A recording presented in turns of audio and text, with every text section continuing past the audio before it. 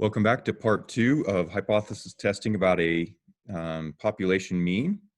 And you can see that I went back in and I finished putting in the requirement check up here. We're going to redo our problem, but instead of just doing it kind of by hand, we're going to get some help from the calculator. I've again rewritten everything, all of our requirement check, my known information, my null and alternate hypotheses, realizing it's a right-tailed test. And now let's go to page 2 and get some help from the calculator here. Let's put that there. And we're going to be doing a hypothesis test on a population mean where the population standard deviation is known. That's rarely the case, but sometimes it happens. And as we saw on our concept map, that's going to lead us to the z-test program. Okay, so we're going to do z-test. So if we turn our calculator back on and we go over to the test menu, you'll see that the very first option is z-test. That's the hypothesis test for one sample mean when the population standard deviation is known. Move this up. If I had actually the list of all 13 IQ scores from the Snow College faculty, I would put them in list 1 and then tell the calculator that the data is in list 1. Okay, but I don't. So I'm going to come back over here to the summary stats. And remember that mu naught just stands for our mu from our hypotheses. So our null hypothesis is that mu is 100, and our alternate hypothesis is that it's greater than 100. So let's say that mu naught is 100. Sigma is 15. X bar, ooh, that's hopefully not the right IQ score, 110.4.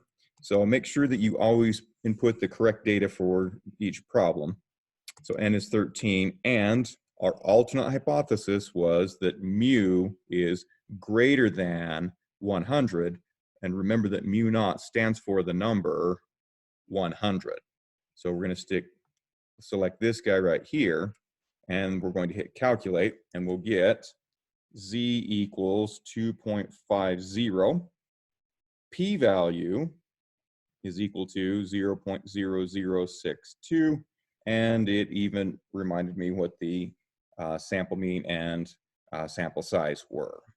So using the calculator, I could I wouldn't have to find the test statistic by hand and occasionally make a parenthesis or entry mistake, but I could still use the traditional method to find and then draw on the test statistic, or I could use the p-value method and take that p-value and compare it to alpha. Either way, I still get the same conclusion of reject H naught. Therefore, there is enough evidence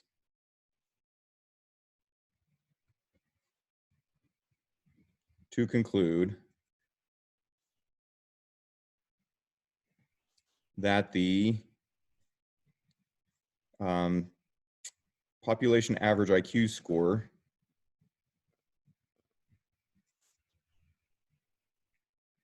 or population mean IQ score, but we're talking only of Snow College faculty,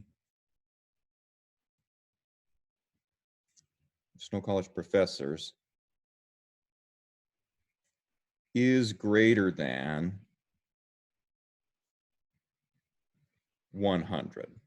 Now, we don't know if it's 102.6, 108.3, 115.1.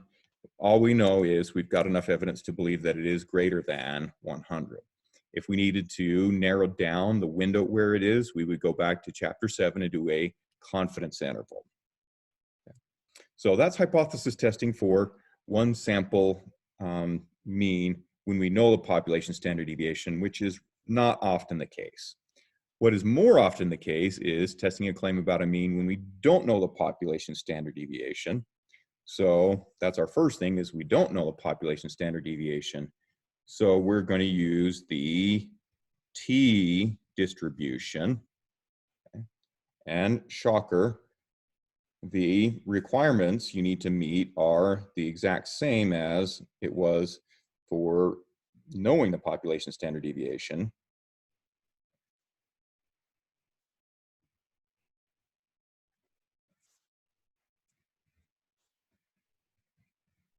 okay, which once again are coming from our good friend, the central limit theorem.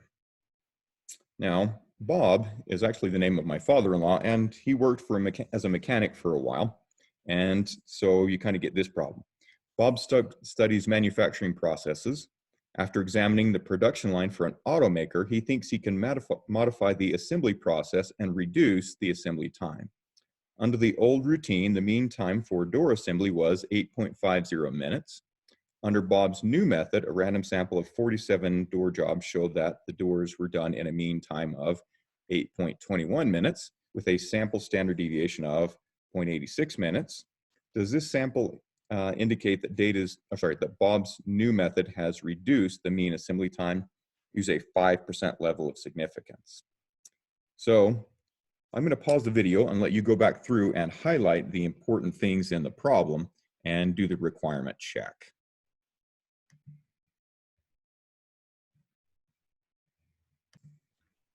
Okay, welcome back. So we've gone through, we found out the important information. So the average of 8.50 was the old average, or the population average.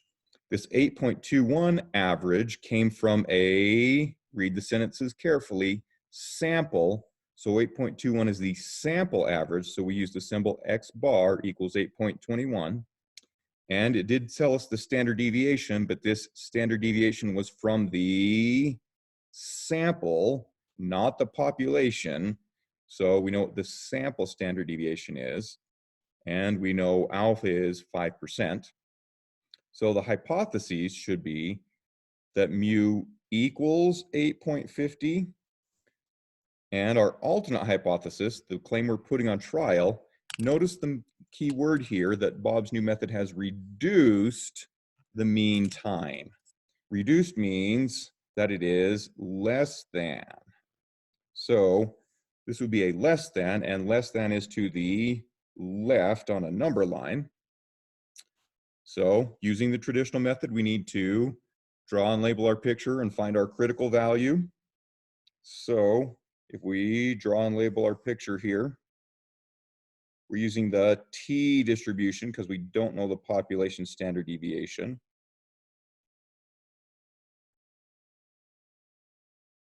Okay. Oh, but with the t distribution, we need to use degrees of freedom, which in this case would be our sample size minus 1, or 46. So if we look at our t table, left tail means one tail, and we want the degrees of freedom to be 46, or as close to that as we can get. And as close as we can get is 45. And if we come over to the 0.05 column, so that's the fourth column in, so our critical value would be negative 1.679. He's negative because we are on the left-hand side here. So T sub C equals negative 1.679. And that would put us about here. And we're going to set up our critical region so we'll know when to reject H naught and when not to. And let's go ahead and find the test statistic. So we'll need our sample mean. Good thing we wrote it down.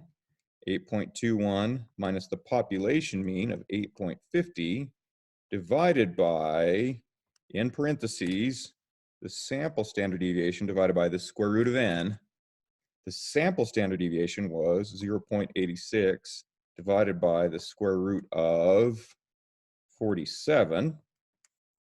So our test statistic turns out to be, to two decimal places, negative 2.31.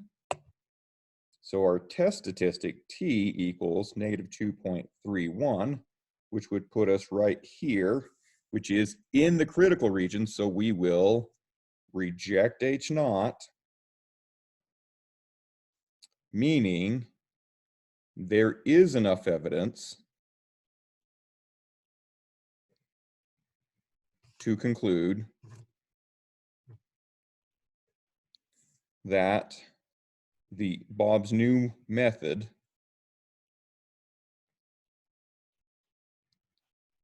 has reduced the mean assembly time. Okay.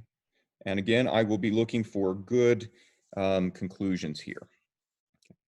Now, we could do it the traditional method. We could also do the p-value method, and it's still going to be a left-tailed test